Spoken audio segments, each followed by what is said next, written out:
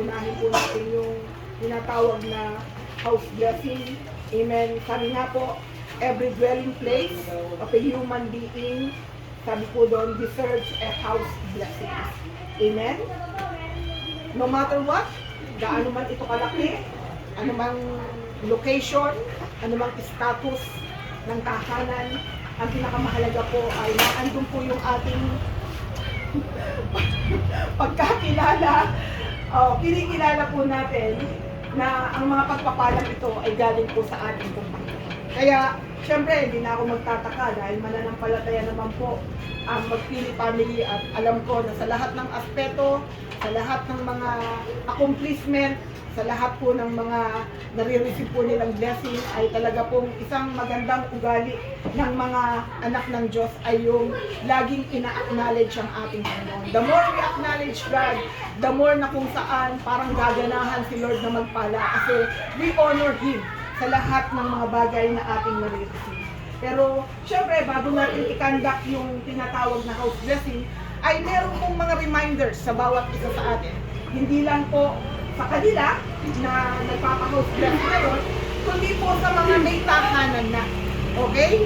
So ngayon, ako naniniwala na ito po ay bagamat nirerentahan nila, sa mga susunod na panahon ang iha-house blessing natin ay pag-aari na. Amen. Talaga, pag-aari na nila. Ano po? Amen. So, purihin po ang Panginoon. Amen? Kaya nagdideklara ako at naniniwala ako na sa mga susunod na panahon ay hindi na to magrerenta, Brother John. Kundi talagang meron na talagang sarili. Amen. O sa sipag hindi ko matatawaran ng sipag talaga nito pag-asawang ko. Kahit ata gabi, ginagawang araw Amen?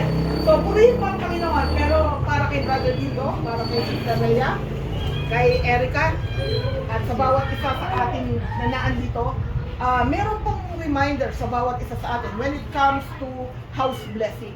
Na hindi po, yes, mahalaga yung physical picture ng bahay. Kasi dyan tayo natutulog, dyan tayo nagpapahinga, dyan nagsasama-sama ang buong pamilya. Pero po, ang pinakamahalaga ay yung pong nilalaman ng tahanan, which is yung tao.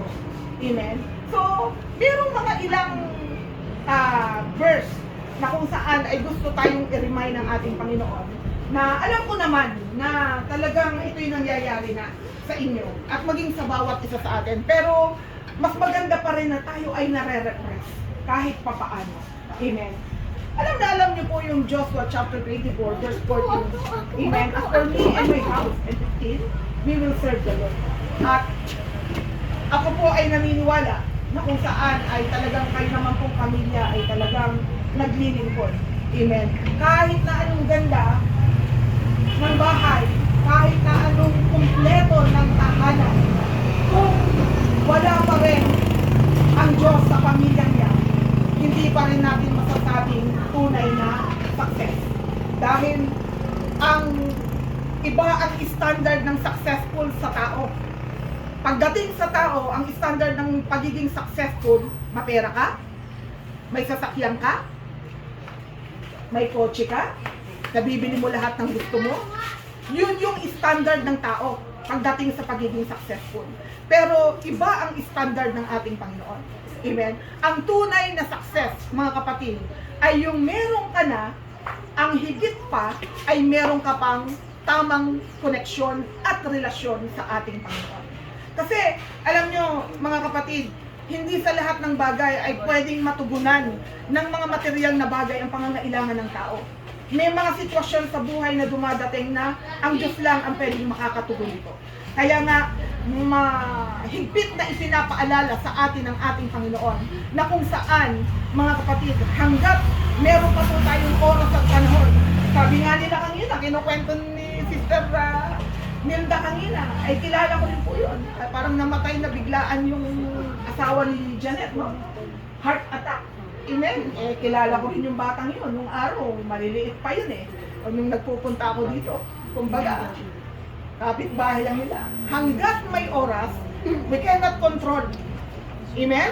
Only God can control for everything. Kaya po, sa pamilya, napakahalaga na yes, hindi lang sapat na nabubuhay ka sa ibabaw ng mundong ito, na ikaw ay nakakapagtrabaho, nabibili mo yung gusto mo, pero in everything there is a time. Dapat merong time ang pamilya. Kaya I hope and pray, amen, na kahit na pinapalago ng Lord ang business nyo, amen, pero dapat meron pa rin tayong oras at panahon sa Diyos. Amen. Yun po yung pinakamahalaga. Hindi lang po yun, kundi sinabi din sa Joshua chapter 24 verse 14 and 15, as for me and my house, we will serve the Lord. Amen? Mas maganda pa nga nag-church ka na, tapos sinasamahan mo pa rin ang paglilingkod, kahit pa paano. Amen? Kasi, ewan ko ba ha, ako nagkakaedad na, lalo na po yung mga may edad dito na katulad ko. Amen? Kumbaga, ang hinaharap natin ay simpleng buhay na lang. Tahimik. Amen? Hindi na tayo nagiging mapaghanap. Basta mahalaga, nakakakain tayo ng 3 beses isang araw. Mapayapa ang pamilya. Okay po yun. So, mga kapatid, yun po yung isang reminder ng Panginoon sa bawat isa sa atin. At eto po, yung pangalawa.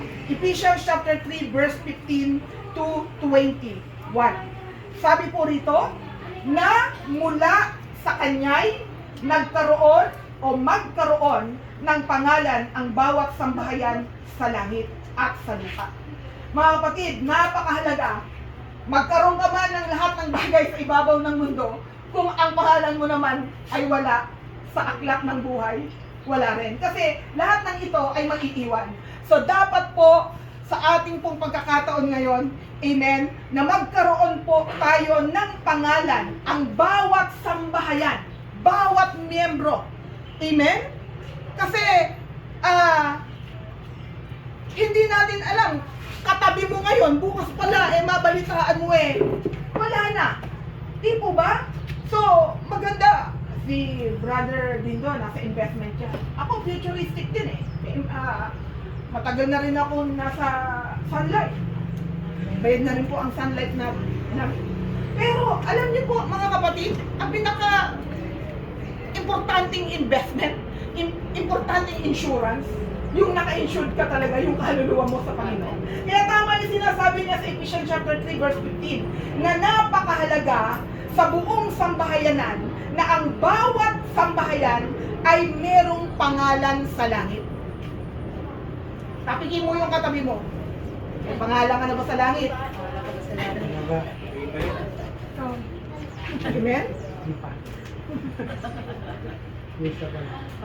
Hindi ko aksidente yung meron din po nakikinig sa labas, kaya nila nakasama. Amen po? So, purihin po ang Panginoon. Mga kapatid, yun po yung napakahalaga na meron tayong pangalan sa langit. Yun po yung pinakamahalaga sa ating pong panahon. Verse 16, ang sabi rito, idinadalangin kong sa pamamagitan ng kanyang espiritu ay palakasin niya ang inyong buhay espiritual ayon sa kanyang kayamanan at kadakilaan. Amen. So, kagabi, prayer meeting, natatawa ako sa sineshare ni Brother Gemma kasi yun din po yung share sinasabi ko dun sa women's. Amen.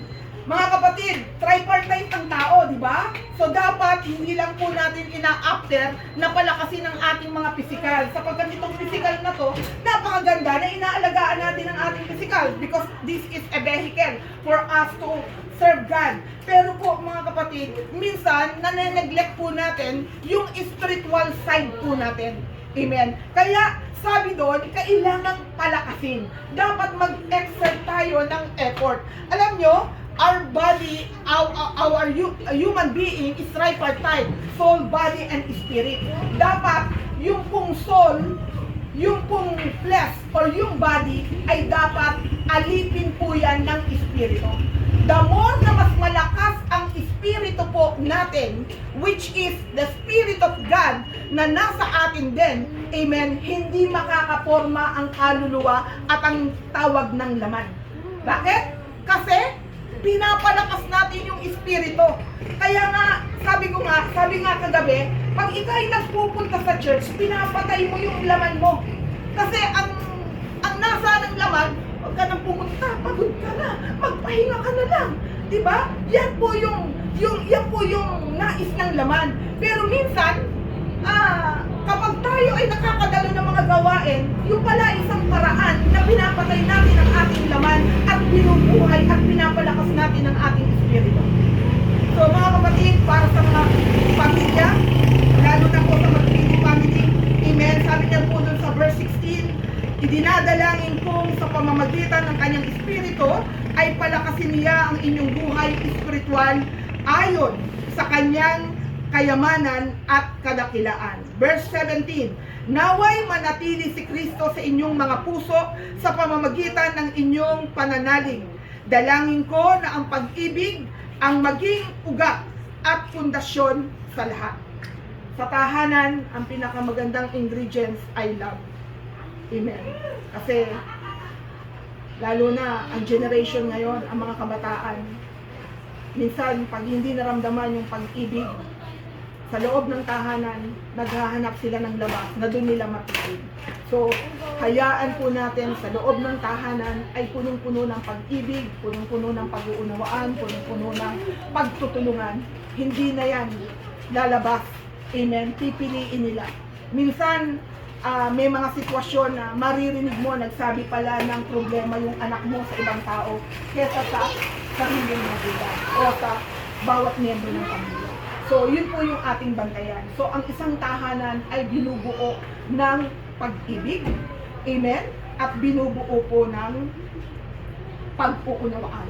Verse 18, upang inyong lubusang maunawaan, kasama ng mga hinirang ng Diyos, kung gaano kalawak, kahaba, kataas, at kalalim ang kanyang pag-ibig. Amen. Dapat naiintindihan natin, mga kapatid, na sabihin mo, tapikin mo yung katabi mo, kahit ganyan ka, mahal ka ng Panginoon. Kasi bakit? Sabi niya dun ang Diyos kung gaano kalawak, kahaba, kataas, at kalalim, ganyan ang pag-ibig ng Diyos sa bawat isa sa atin. Amen. Kaya sa verse 19, ang sabi niya doon, at naway maunawaan ninyo ang pag-ibig ni Kristo na hindi kayang abutin ng pag-ibig at sa gayoy mapupuspos kayo ng buong katangian ng Diyos. 20, sa Kanya na makakagawa ng higit pa sa kaysa maaari nating hilingin at isipin sa pamamagitan ng Kanyang kapangyarihang kumikilala sa atin.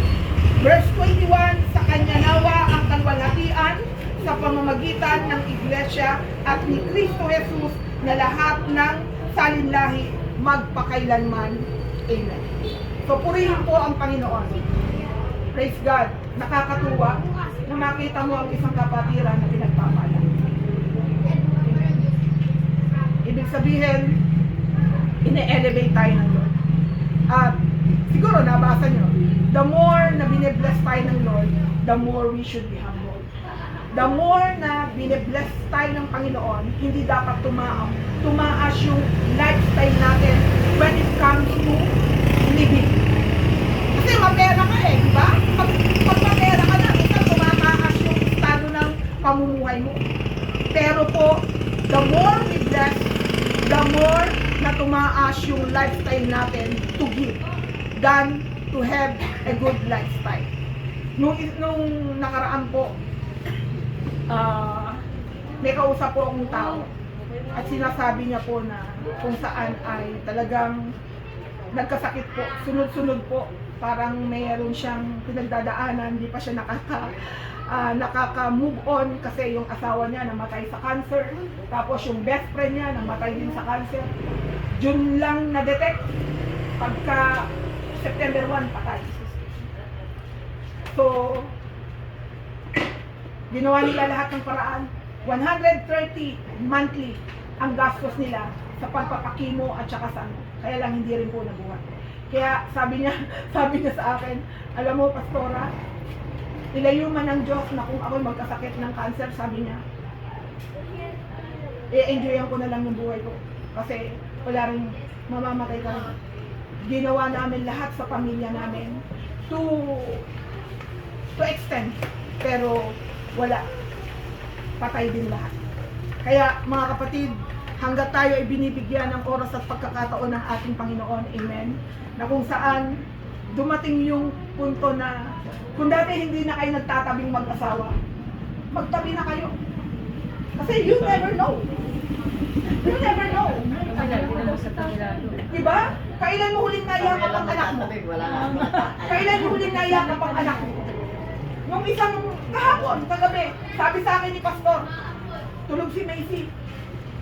Ihatid ko yung motor. Bantayan mo muna, baka magising. Hindi mo na naman. Alam niyo, hindi, habang tulog yung bata, inihimas ko yung ulo niya. At pinagpe-pray ko siya. Bawat araw sa buhay natin ay napakahalaga. Napakahalaga, lalo na sa panahon ngayon. Kaya po, show, hayaan mong maramdaman ng magulang mo, mahal mo sila. Iparamdam mo sa asawa mo na naandyan ka, mahal mo sila. Iparamdam mo sa anak mo, iparamdam mo sa mga magulang mo hanggat buhay sila. Amen? Bakit? Kasi hindi nga natin alam kung hanggang kailan tayo dito sa ibabaw ng mundo. Kaya ito po yung reminder sa bawat isa sa atin na kung saan napakaganda na ina-acknowledge po natin ang Panginoon, ino-honor natin si Lord sa lahat ng aspeto ng mga biyaya niya sa bawat isa sa atin.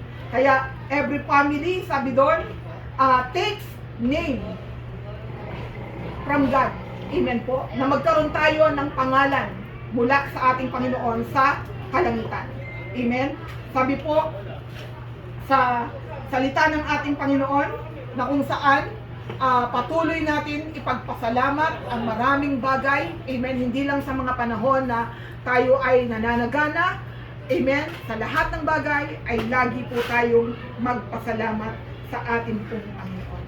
So, this time po, tayo po ay dumako sa ating pong house consecration. Nihiling ko po ang bawat isa kung meron pong mga kandila. Tayo pong lahat ay tingnan. Sila mga sa...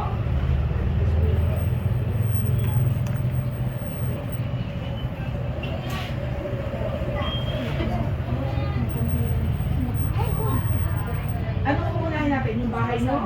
Ilalas kasi natin ito. Ay, makangin ba? May electric pan eh. Ay, kaya... Unahin muna natin yung bahay nyo. Ilalas natin to. Yung bahay, and then eto, and then last ito. Okay. Nayo, isa sa inyo, Nay.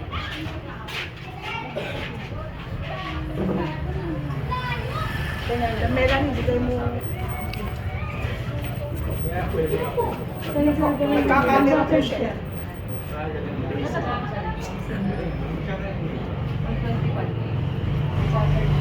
Sige po.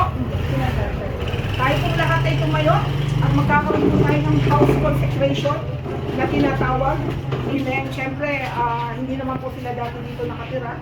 So, dapat po pag-pray po natin at patuloy po natin ipalinis sa ating Panginoon.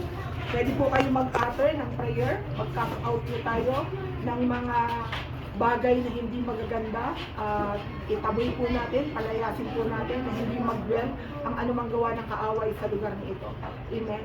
So, ako po yung unang papasok and then susunod po yung pamilya and the rest po ay yung pong mga kapatiran. Amen. So, pagpunta po natin doon, amen, pwede po tayong humipo ng parte ng tahanan nila. Amen. At tayo po ay mag-cast out and at the same time, mag-declare po tayo ng blessing, protection po sa buong pamilya. Amen. Sige po. Tayo po ay manalangin. Hallelujah, Jesus. Hallelujah, ang Panginoon nila. Blessed be your holy name. Blessed be your holy name. Lord, hallelujah. In the name of Jesus, Lord, God, upon His name, Father God, anumang gawang awan sa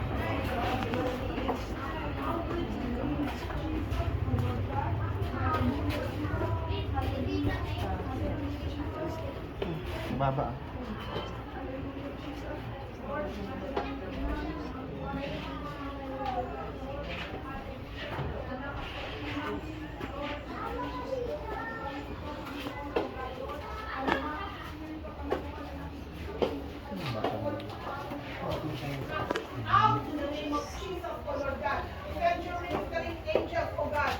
inhibit this room, O God. Sino man ang natutulog dito, Panginoon, babantayan mo, Panginoon, O God. Hallelujah. Kasama ang iyong mga anghel mo, Panginoon, O God. Magkakaroon sila ng magandang kapahingahan, Panginoon, O God. At nagdideklara ako, Panginoon, ng kapayapaan, Panginoon, O God, sa lugar nito, dakilang Diyos, O God, Lord. Ano mang gawa ng kaaway, Panginoon, Lord, hallelujah, hindi po namin binibigyan ng karapatan at buwan ang anumang gawa ng kaaway sa lugar nito, Panginoon, O God.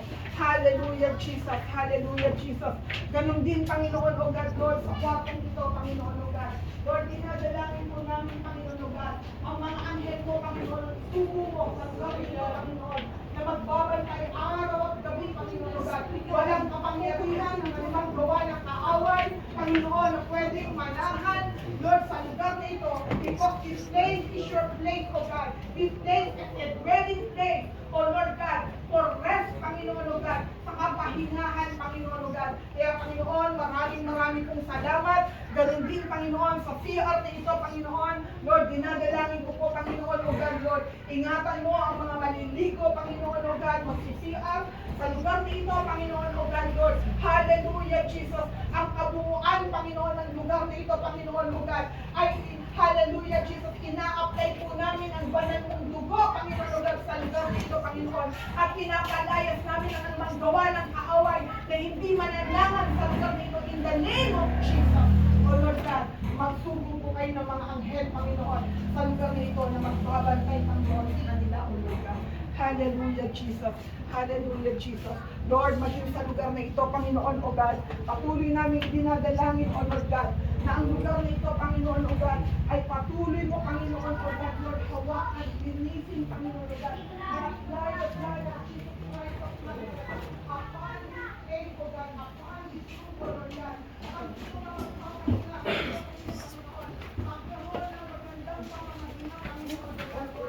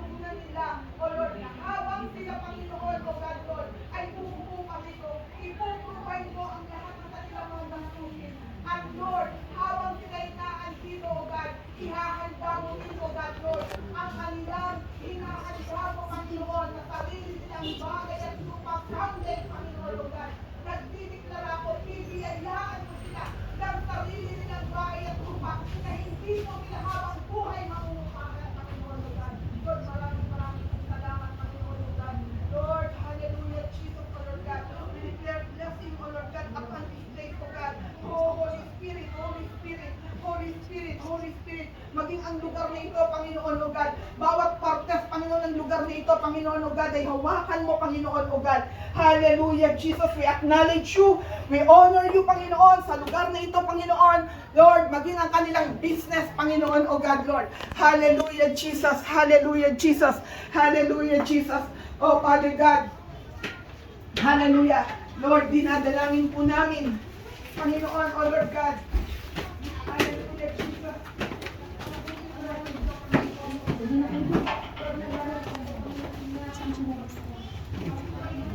Para mag-isip ang loob.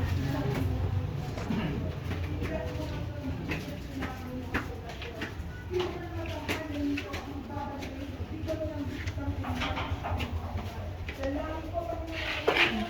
O Lord God,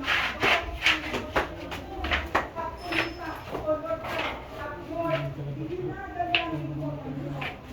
Lord God, sa business nila, Panginoon. Kami sa pagkain, sa business nila. Lord, ikaw ang isang partnership. At lalo mong pinagpapala ang isang business kung ino-honor kanila sa lahat ng kanilang pinagkain na ito. Kaya Lord, I speak, Lord God, blessing. I speak, Lord God, promotion, Panginoon. I speak, Panginoon, na lumago, O God, Lord. Hindi lang computer shop ang kanilang pwedeng i-business, O Lord God. Hindi lang pagkain, Panginoon, O God. Lord, kung igagalang kanila, kung i-honor kanila, kung kikilalanin kanila, Panginoon, sa lahat ng mga business nila, Panginoon, mas lalo mo silang ipoprosper, Panginoon, O God. Kaya po, Ama, maraming pong salamat sa lahat po ng bagay, Panginoon, O God. We glorify your holy name, O Lord God. Salamat po, Panginoon. Hindi na rin buong pamilya. Si Brother Dino. Eka. Si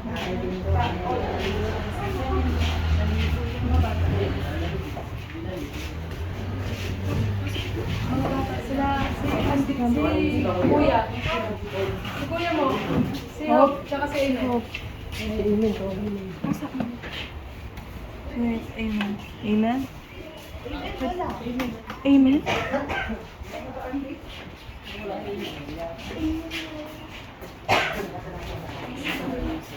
Lapitan mo si Amen. Sige po, let's pray. Amang banal na mga pangyarihan sa lahat, tinataas ko po, Panginoon, unang-una, ang ina, Panginoon, O Lord God, mga Brother Dindo, salamat siya po ay bali, Panginoon. Ang salamat, O Lord God, simula noon hanggang ngayon, Panginoon. Lord God, patuloy ka nilang ina-acknowledge. Alam mo, ang hirap ni Sister Nilda. Kita ko rin po yun noong araw, O God. Ngunit salamat, Panginoon. Tunay na Diyos ka, namin sa lahat ng oras at sa lahat ng panahon. Salamat, Panginoon. Tapos na po yung kanyang paghihirap, Panginoon, O God, na pagsisakripisyo sa paghahanap buhay. Lord, it's about time naman, Panginoon, na maranasan niya, Panginoon, O God, Lord, ang kaginhawahan, O God. Salamat, Panginoon, sa kanya pong kasipagan, O God, na aruga niya ang kanyang mga anak, napatapos niya ang kanyang mga anak, bagamat maaga po, Panginoon, nawala ang kanyang partner, Panginoon. Yung salamat dakilang Diyos, O God, Lord, na ako man din po, nakikita ko po, Panginoon, O God, ang pag-angat mo sa kanyang mga anak, dakilang Diyos. Salamat po, dakilang Ama, at dalangin ko hindi po sila magbago, Panginoon, na kahit naman anong marating nila sa buhay, Panginoon, na andyan pa rin sila sa iyo, dakilang Diyos, O God. Kaya Lord, isustain mo ng kalakasan, kalusugan si Sister Nilda, Panginoon, O God. At dalangin ko, bigyan mo pa po siya, Panginoon, O God, ng much more na desire, Panginoon, ng passion na maglingkod sa iyo, Panginoon, O God. Salamat, Panginoon, bagamat siya nagkakaedad na, O Lord God, may Google niya ang mga natitira niyang buhay, Panginoon, sa gawang paglilingkod sa inyo, O God. Ikaw ang makapagpupuno, Panginoon, O God, ng kanyang mga pangangailangan sa lahat ng aspeto ng kanyang buhay.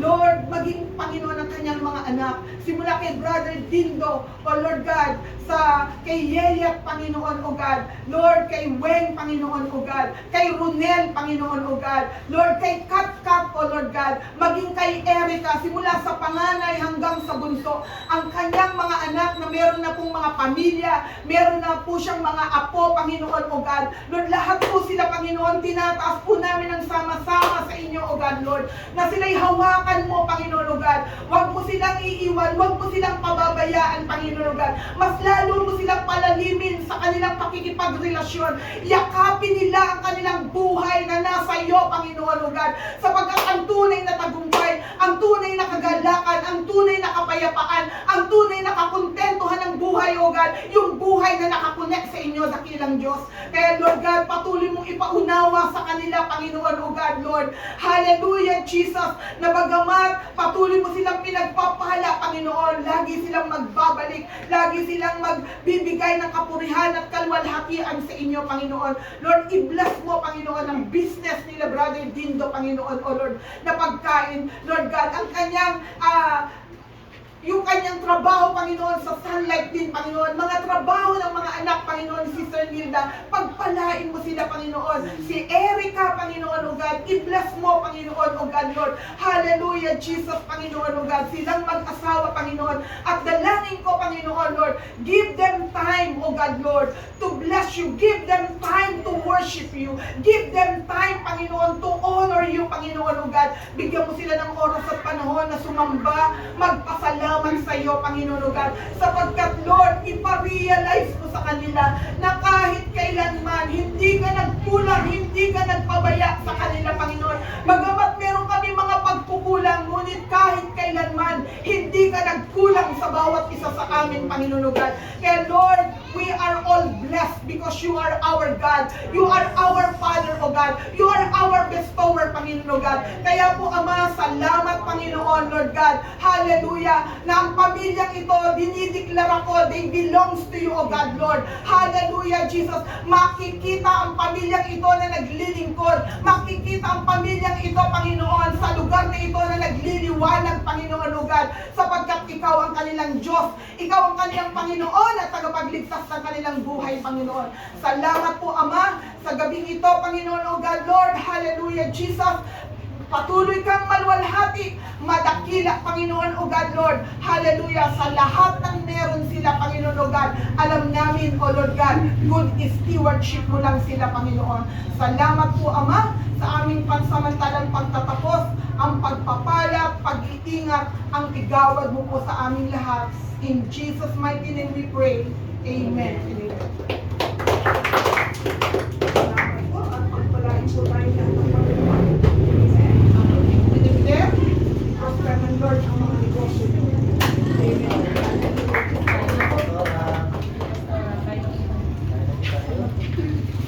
Pagpapalay mo na yung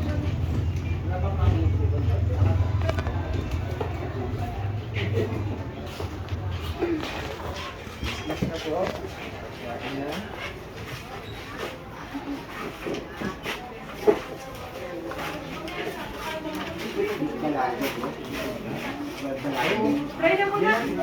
Ay! Balaib yun yan. Balaib ni nanay. Yung bigas.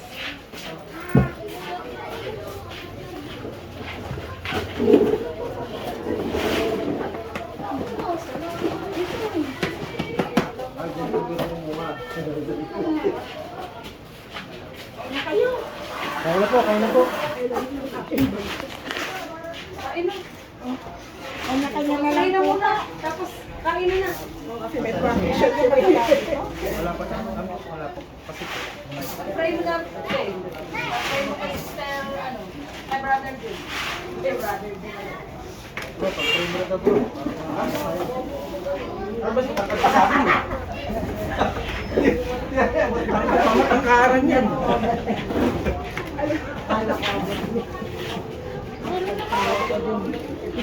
Ayun. Sinubukang abutin. Brother Jun, pag-pray nila daw.